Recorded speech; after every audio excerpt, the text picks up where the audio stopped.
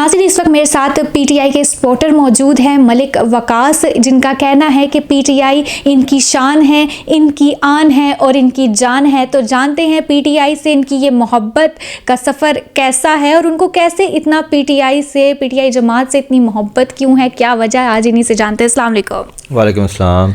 मलिक वकास साहब, सबसे पहले तो आप मुझे बताएं कि पीटीआई को सपोर्ट करने की वजह क्या है?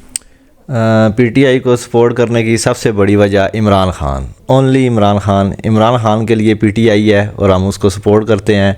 पहले हम दूसरी जमातों को, नून लीग को सपोर्ट करते थे, लेकिन यकीन करें कि अगर कोई लीडर आया है, इन 40 ईयर मेरी एज है, इस 40 ईयर में मैंने जो अगर कोई लीडर देखा है तो वो इमरान ख़ान साहब को देखा है। उनमें विजन है और उन्होंने करके दिखाया है और बाकी सारों को भी देख चुके हैं। हम सिर्फ बातें करते हैं, अमल हमारे कोई नज़र नहीं आया। लोगों की हवाले से कोई काम पॉपुलर डिसीजन करते हैं, काम ऐसे डेवलपमेंट के करते हैं कि पॉपुलर डिसीजन जिसमें वोट बने, मुल्क की बेहतरी के लिए कोई काम नहीं करते, जिसमें हमेशा के लिए मुल्क तरक्की की राह पे गामज़न हो और लोगों का लाइफस्टाइल जो है वो बेहतर हो सके। वैसे अगर बात की जाए यूसी 41 तरलाई कलां की, तो यहाँ पे अगर देखा जाए आप क्या कहते हैं, क्योंकि आप बिल्कुल इसी इलाके के हैं, तो यहाँ के इलाके के मसाइल के हवाले से आप क्या कहना चाहेंगे? देखें, इलाके के मसाइल जहाँ का देखें तो हम जिधर भी जाएं, पिंडी जाए, इस्लामाबाद आ जाएं या हमारा पीछे गांव गुजर खान है, उस पूरे पाकिस्तान के जो मसाइल हैं वो तो बहुत सारे हैं, वो उसी तरह के हमारे मसाइल भी हैं इस इलाके के। और कोई क्या समझते हैं आप कि चौधरी इखलाक मेहरबान साहब जो कि चेयरमैन के उम्मीदवार है, वो आ जाते तो इस इलाके में कितनी बेहतरी आ जाएगी? बहुत बेहतरी आएगी। उनका हमने बहुत सुना है। हम यहाँ पे नए आए हैं, बेशक इसमें कोई शक नहीं कि 5-7 साल हुए हमें आए हैं, लेकिन हमने 5-7 साल में इतना उनके बारे में सुना है कि उन्होंने अपनी जेब से लोगों की गलियाँ बनवाई हैं, लोगों के गैस की मीटर लगवाए हैं, लोगों को बिजली अपने जेब से लगा के दी है।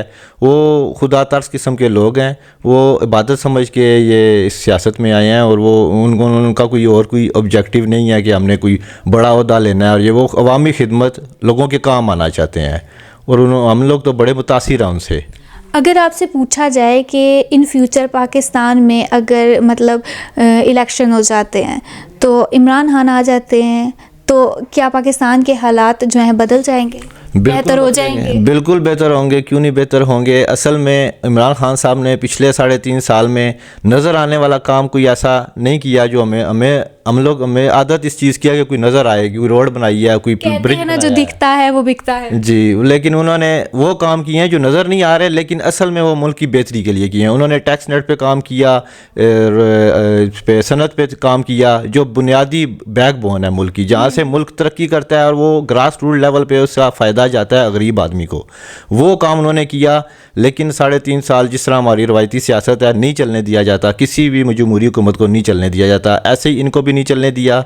और मुतासिर हम सिर्फ इसलिए इमरान खान साहब से कि वो यहाँ खड़े हैं, वो भागे नहीं, उन्होंने अस्पताल की आड़ नहीं ली, वो बीमार होकर अस्पताल नहीं गए, उसकी आड़ में नहीं बैठे, मुल्क नहीं छोड़ा, खड़े रहे हैं, अवाम में खड़े हुए हैं और मुकाबला कर रहे हैं। और जिस तरह उन्होंने अभी इस्टेब्लिशमेंट को बेनकाब करके दिखाया है, सच बोला है, अवाम उनके पीछे खड़ी है, हम भी उनके पीछे खड़े हैं। वैसे इमरान खान की पीटीआई की बात की जाए तो यहाँ पर जो है चौधरी इखलाक मेहरबान साहब की शख्सियत से ज़ाहिर बात है कोई भी नावाकिफ़ नहीं है। उन्होंने बहुत सारे यहाँ पर काम भी किए हैं बिना किसी ओहदे के। तो इखलाक मेहरबान साहब के लिए अगर आप कुछ कहना चाहें तो वो क्या अल्फाज होंगे? इखलाक मेहरबान साहब को मैंने इंतहाई नेक दिल, शरीफ और इबादत गुजार नेक आदमी है, गरीब परवर आदमी है। मैंने ख़ुद देखा है उनको गरीबों की मदद करते हुए देखा है। वो चाहते हैं कि वो तो सियासत में नहीं आना चाह रहे थे, वो तो और तरह के बंदे हैं, वो तो खिदमत करने वाले लोगों की और पर्दे में रह के खिदमत करने वाले लोग हैं। उनको तो मजबूर किया हमने कि यार आप सियासत में आए, आपके पास सीट आएगी तो हमें कुछ उम्मीदें, आप बड़े ज़्यादा काम करवा सकते हैं। आप अभी तो वो अपनी जेब से करवाते रहे हैं, पिछले 5-7 साल में हमने देखा वो अपनी जेब से काम करवा रहे हैं, और लोग जो सियासत में हैं, जिनके पास हमारा फ़ंड है, वो खा रहे हैं, करप्शन हो रही है। तो हमारा था कि अब वो पैसा भी हमारे ऊपर लगे और इखलाक मेहरबान साहब आए पावर में और वो पैसा भी हमारे ऊपर लगवाएं जो गवर्नमेंट की तरफ से वो फंड्स जारी होते हैं। लेकिन वो अब अल्लाह का शुक्र है कि वो मान गए और सियासत में उन्होंने कदम रखा है, अल्लाह ताला उनको कामयाबी देगा, वो कामयाब हो चुके हैं। यकीन करें वो इस पूरी यूसी में वो कामयाब हो चुके हैं। उसकी सबसे बड़ी गारंटी ये है, आप पूरी यूसी घूम के देख लें, बेशक लोगों से डोर टू डोर पूछ लें, नून लीग वाले जो उनके मुकाबले में जितनी भी पार्टीज़ हैं, मेन नून लीग ही है, वो सारे अदालत में जा रहे हैं किस तरीके से ये कैंसिल हो जाए इलेक्शन।